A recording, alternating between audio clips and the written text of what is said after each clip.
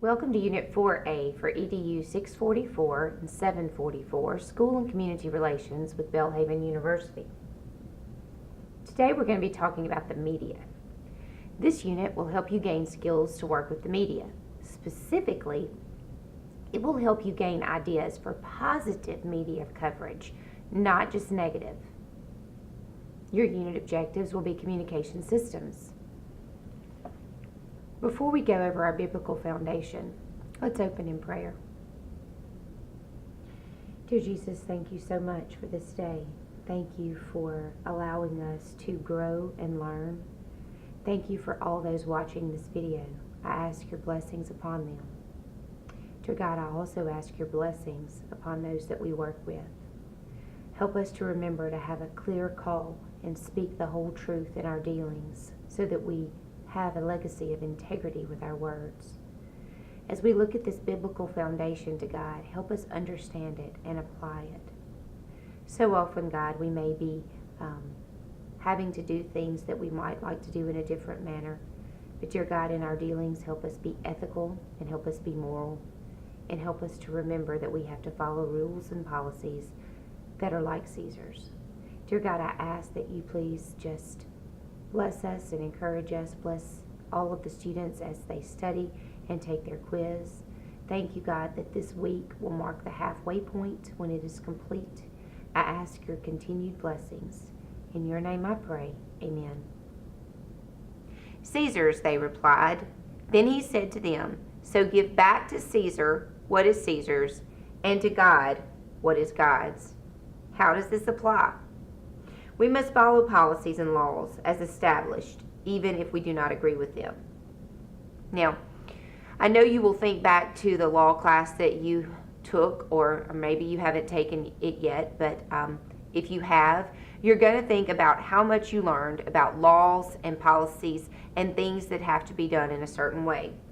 As Christians, we may not always believe exactly what we have to stand up for or advocate for, but maybe it involves equity and fairness. We need to think about how Jesus would react. There are policies and things that we should do. Too often we get caught up in thinking that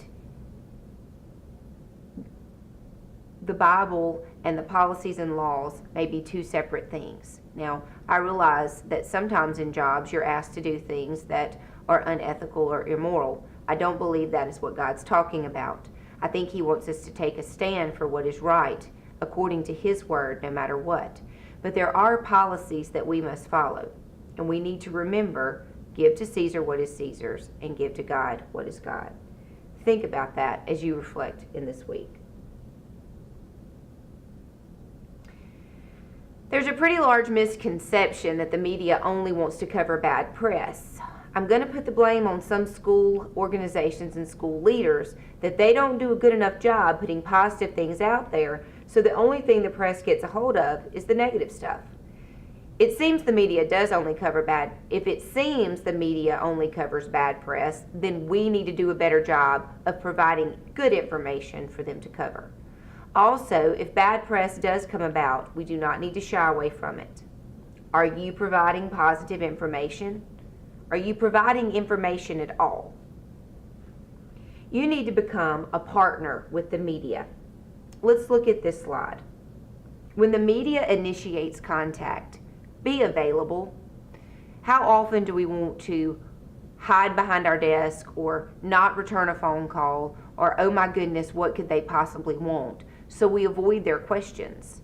Well, that looks like we are trying to avoid them or that we don't want to communicate. Instead, we should welcome that call. If it is truly a bad time, explain and try to reschedule or call them back. If you do not provide the information that they want, you're going to be upset if the information is not accurate, but you're not going to have anyone to blame but yourself. If you want them to come to the source, be available when they do. Do not give an impression that you think that they are not important, because they are very, very important. Negotiate. If they're on a deadline and it is a pressing matter, be available for them. If it's not pressing, ask if you could reschedule at another time. Be willing to listen to what they want and what they need. Also be prepared. Know in the back of your mind if there's something positive or negative that they may ask you about. Also, communicate with your secretarial staff in advance. Let them know to be courteous and excited. But sometimes you may need a bit of warning. Let your secretarial staff to let you know that the media is calling. Maybe put them on a short hold, give you the heads up before you answer the phone. Or maybe you do need to call them back. But your secretary or whoever answers the phone needs to understand that it's very important that you get that message. If you don't know the answers, handle it wisely. Refer kindly to someone that does know the answers, or explain that the information is not available yet. For example, sometimes we in education get the scores for assessments and ratings before we're allowed to tell those scores to the publics. Know that. Know when things are embargoed. Know what information you can and cannot release to the press. Remember to follow the communication policy that you have established for your school or your superintendent has established for your district. When the school initiates contact, be proactive instead of reactive. Know the media prior to needing them. Make sure that you've had an informal introduction, you know their names, you know the information that they might like to receive, their policies for receiving information, deadlines, and how they like it delivered. Sometimes they may want a print copy. They may want email. They may want to do a phone interview or a person-to-person interview. Communicate regularly as to establish a relationship. Communicate all positive news. Not all of it may get covered, but you might be surprised. Also involve others. Involve your central office staff, your classroom teachers, your coaches, your sponsors, your counselors, your special education staff. Send information on a schedule. For example, you may set a school policy that all information that needs to be reported to the press is turned in by Wednesday afternoons at 3 so that you can review it because you know that the newspaper or the radio station needs those things by Thursday at 2. You need to incorporate this in your school community relations plan. Also, how do other people that you have involved get the information out? Are they allowed to send it straight to the newspaper? Does it need to come through you first? Establish those rules. There was an interesting thing in the Fiore text about newsworthy events. I thought it was really neat. It gives the media an opportunity to come into your school and cover events. I believe it has the event, the location, the date, and the time, with a little bit of information about what may be going on. So, for example, maybe something wonderful is going on in a classroom. Maybe the students there have collected toys for the Blairy Batson Hospital, and they're going to get ready to package those up and deliver those to the hospital. So you want the local media to know. Well, you need to make sure you understand the timelines and that your teacher understands the timelines to get that information to the paper or to the media so that they can be there in a timely manner. You can't call at 8 o'clock in the morning and expect them to be there at 9. What do you need to put in a news release? The who, what, when, where, and why. You need to include only the important information. If they need additional information, they'll contact you. Make sure you have a contact number. Don't be afraid to ask media outlets how they would like the news release to look or be formatted. The general rules: white paper 8.5 by 11, common font, double or triple space, one side of the paper only, date sent, date to publish, contact person, and phone number, email, all of that. School information. Limit it to 2 pages unless it's unusual circumstances. Be sure to look through the text at the examples.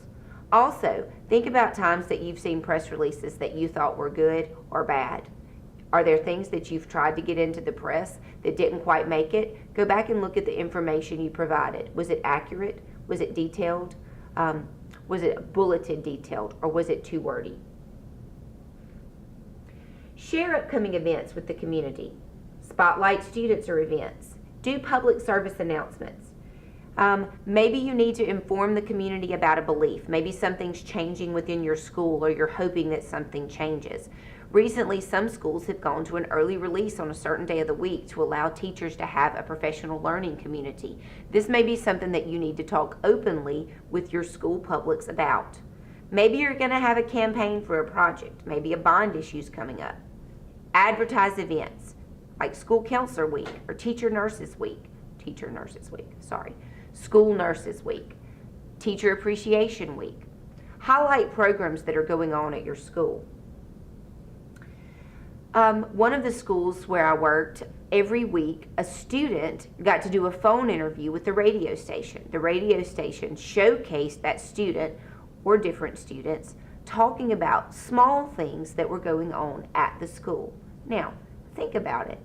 If radio stations are trying to get local dollars for advertising, they want to put something on there that attracts people to listen. So having students from the school tell about what's going on at the school is a great way to do that. How do you write public service announcements? Simple sentences, no jargon. Important information repeated. Multiple links for the same announcement. You don't know. They may have 10 seconds, 20 seconds, 30 seconds, or 60 seconds. They may not know how much time they're going to have, so it all needs to be right there together. Here's a guide for the number of words that you should have. 25 words is about 10 seconds. 45 to 50 words, 20. 55 to 75 words, 30. 130 to 150 words, 60 seconds. Remember, double spaced, all caps. Usually when someone is reading a public service announcement, they pick it up and they read it. They need it to be very clear. They may not have had time to go over it, practice, or reread it. With television, much like recording these videos with you, it seems that I get tongue-tied and nervous and my brain goes away. Television can sometimes be live, which is even more intimidating. But remember, appearance is significant. I was told before recording this, because I record in front of a green screen, not to wear green or not to wear white. It's very interesting when you look at people that stand in front of a green screen and those things and how that appears. If you have on white, you may look as if you're a floating head. Well, you don't want to be a floating head. So know what you need to wear, what type of screen you might be in front of. Speech is important. I know I try to slow down my speech as I talk. I have a tendency to speak very fast. I try to slow myself down. Have open posture. Now, as I think about my posture. Your tone, your voice inflection, all of those things are important, especially in live television. If you have an idea of what they may talk to you about, try to practice. It may not be exact, but it could be a good idea, and it could give you an idea of how that may come across when someone else is listening. Let's talk a little bit more about appearance for television. Dress appropriately. No wild patterns or wild colors. Simple jewelry. Powder if you have a shiny face or no hair. Avoid heavy makeup. Avoid unnecessary movements. If you move, move slowly.